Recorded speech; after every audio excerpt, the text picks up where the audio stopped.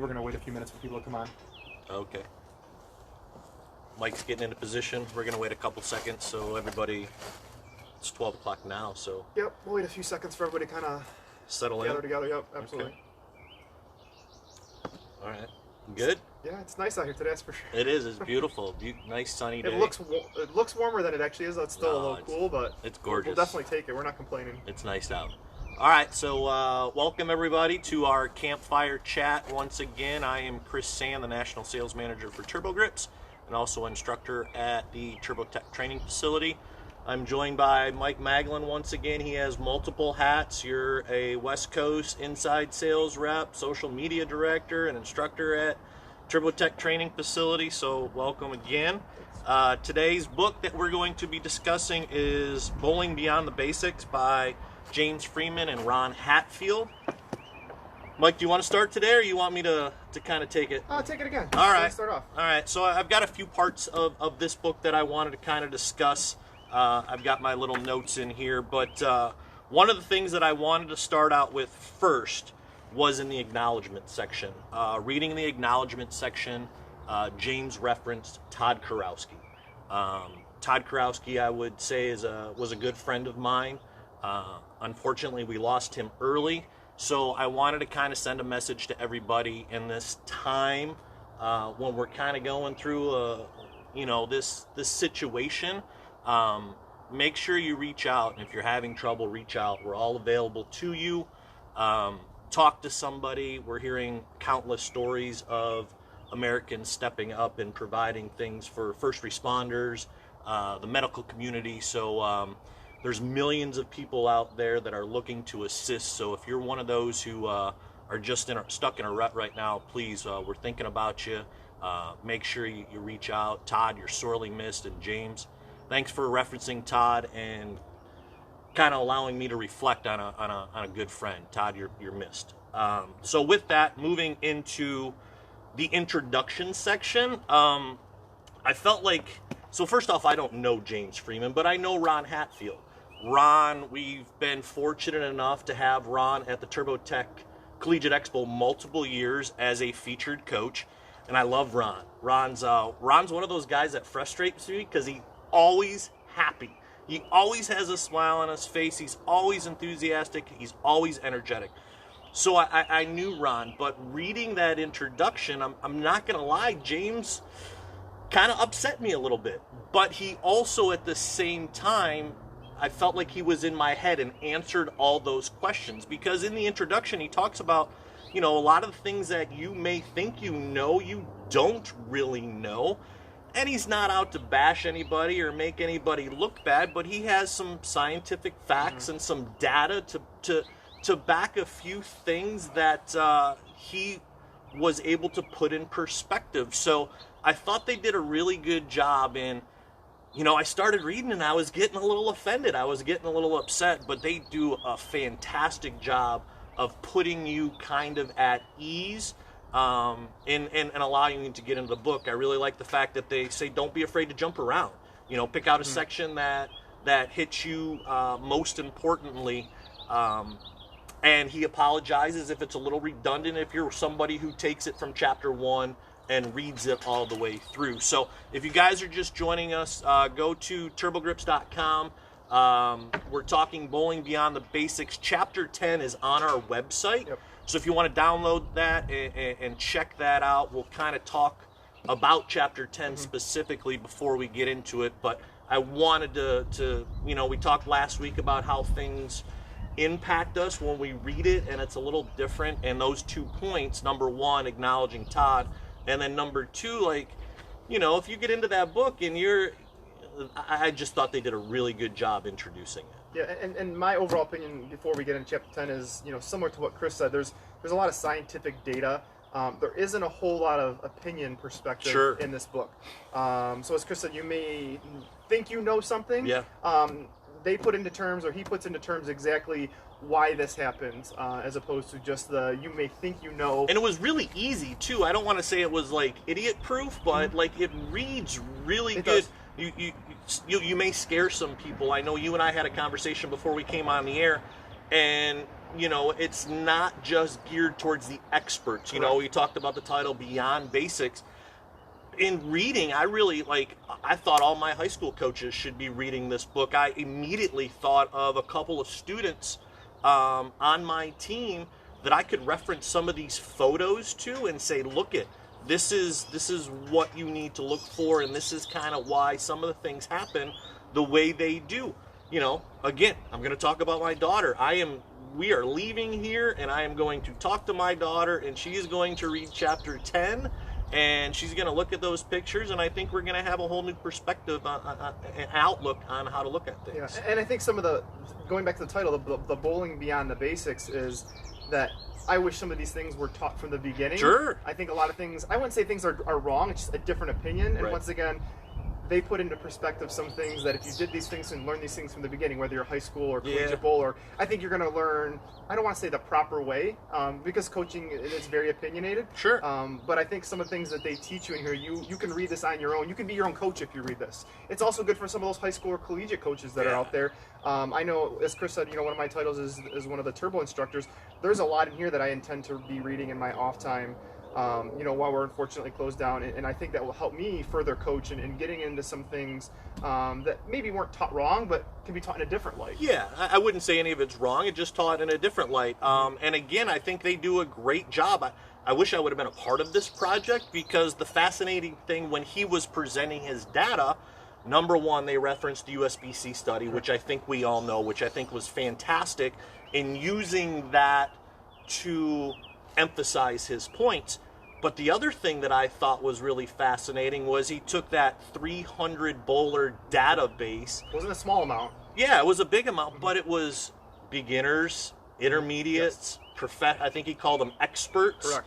Professionals, and professionals. And the research and the data results that he got out of it were pretty fascinating. So kind of diving into chapter 10 of the book, specifically what he talks about is... Well, let's give him the title. The title of the chapter actually is The Pocket Isn't the Pocket. Right. And once again, that chapter 10 is uploaded on our website. So, but the one thing that I did take away from it is the pocket is not the pocket, and they're trying to get us to change the terminology, which I agree we're not going to be able to do, but we're talking about target at the pin specifically. Right. So what we thought was, or we think is the pocket, we are generally told it's the 1-3, somewhere between the 1-3 or the 1-2 for me. Yeah, but as he talked about in this book, although he did give me references from the left side, I appreciate that, it's Ron and James. I do appreciate you actually looking out for the left-handers in that. But again, using that USBC data to find out the highest strike percentage based upon which board it's at. And using the photos in the analysis was fascinating to me. They go right into it and talk about, board 17.5. What was the percentage about? It was almost 100%. If you get board 17. According to the USBC study, the specific USBC study where they actually used a robot, it's a controlled environment. It was your strike percentage was almost 100%, and then your single pin lead was very good, but there wasn't a possibility for disaster. And I believe it was only 8s and 9s a majority, or 7s for righties and 10s for lefties. It wasn't corner pins. Right, but if you look at that photo, the photo that they specifically used, I might be a little embarrassed. I thought it looked a little high. So the photo Chris is talking about, there's a couple in there showing on each board. I think 17.5, 16.5, 18.5. 17.5, 17, 16.5. Yeah, and if you saw these pictures, when you go on the site and you look at this chapter, I think 90% of the people said that it was too high in the pocket. If you hit the 17, it looks way too high. I mean, you're seeing it. I think they said a 1/4 inch of the head pin only. I believe was the numbers. And they're using great references too. To the right side of the ball lines up with the 6 pin. In this specific instance, you have a 1/4 of an inch of the left side of the ball in line with the head pin at this specific one.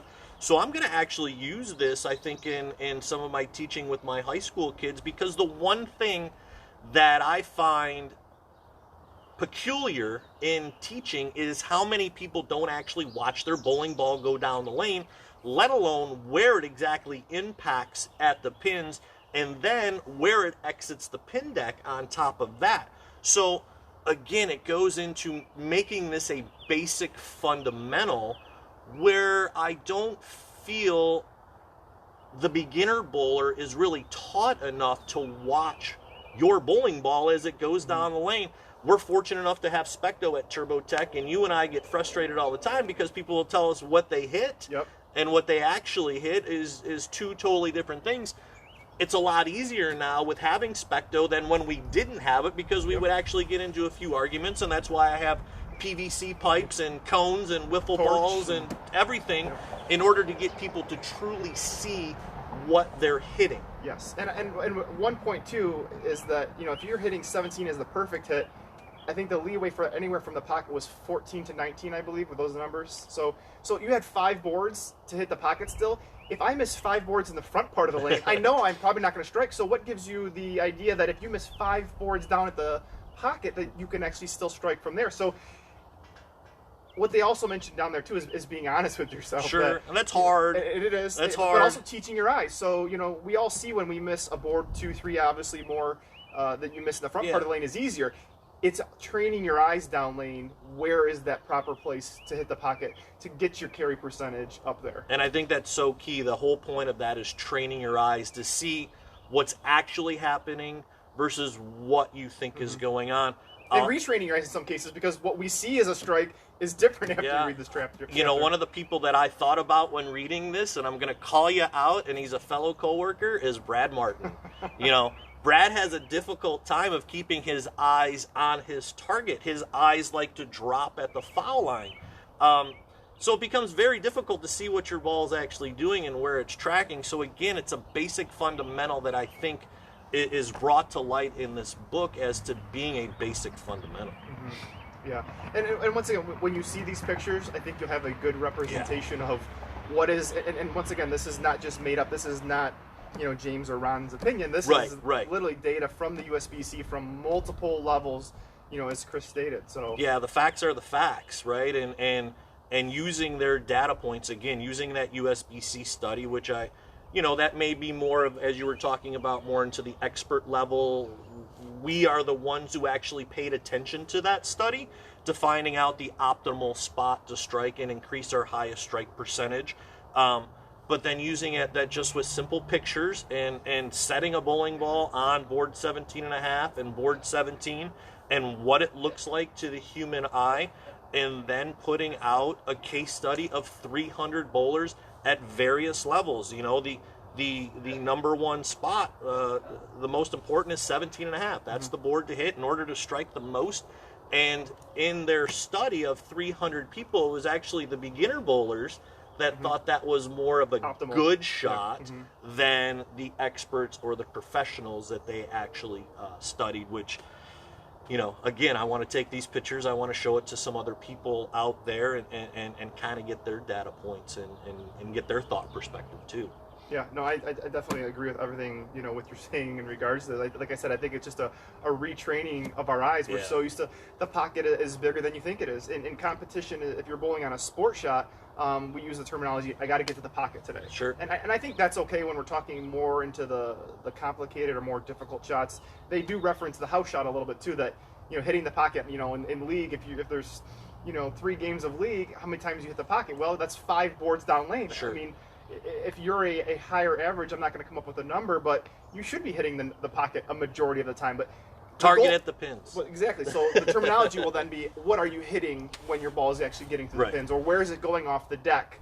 As opposed to, they talked about that in there as well. Yeah, right. And being honest with yourself again, because we talk more about the league bowler, and I think he referenced it in there. James referenced it about a bowler who left an 8-10, and he came over and was like, you missed the pocket by 2.5 boards. Well, it's about creating your own luck. A lot of this is no longer complaining or you know, wishing you had more luck. It's you have to create your own luck by hitting your target, you know, at the pins once again. Yeah, so James, I apologize reading it in the beginning to maybe take a little bit of offense to it, but I thought you did a fantastic job in easing all of my worries and presenting the data and the facts really well. Ron, you're great. We miss you. We hope you're safe out there in Ohio. And we know Ron's a great coach. I know they reference Rhino Page in the book, you know, one of the greatest out on tour.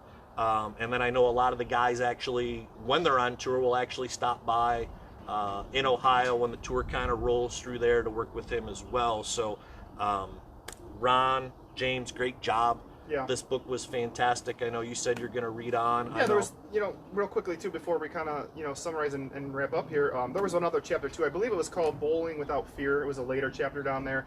And I was kind of skimming through some of that too. And, you know, one thing that stood out to me, just because personality and bowling, I think sometimes are very, very similar. Sure. They talk about, you know, bowling without fear. You know, nothing ever good has come from sports if you're cautious. Sure. And I just felt that that was something that I can reference to myself, that, you know, you look at all the other sports that I've done in the past, as opposed to even bowling, nothing is good if you're cautious. So you have to be aggressive, whether it's with the hand or you're making your moves and all those things. So there's just a lot of good data in here, I think, that, you know, will help someone become a better coach or a better bowler. Right. Yeah, I agree. Fantastic job, guys. Yep. Really good. Highly recommend it. Again, go check out turbogrips.com. Chapter 10 is on our website currently. If you're interested, then go to the shop section of Turbo Grips and pick up this book. Again, high school coaches, college coaches. If you're just somebody who's coaching locally in your local bowling center, maybe you don't have a coach local to you. This is a great starting point. I think this is a really good book with a lot of great points, and it'll not necessarily change your outlook on it, but it gives you a few other factors to take into account. Maybe you're struggling with something. This could be your way out. Just something simple sometimes, you know. Right. Sometimes it's the simple things that can kind of help. So yeah. So great job, guys. Go check it out. We appreciate you guys joining us again for our campfire chat. Again, hit us up on social media. Tell us what book you want us to review next week so we can start reading that, and we'll be taking all your questions. We don't have our Executive Director Lori Mraz with us today. We're all practicing our social distancing once again. We are very. Yep. So we hope you guys are all safe at home. Thanks again for all the support. Be safe, and we'll see you soon. Yep. See you next Thursday.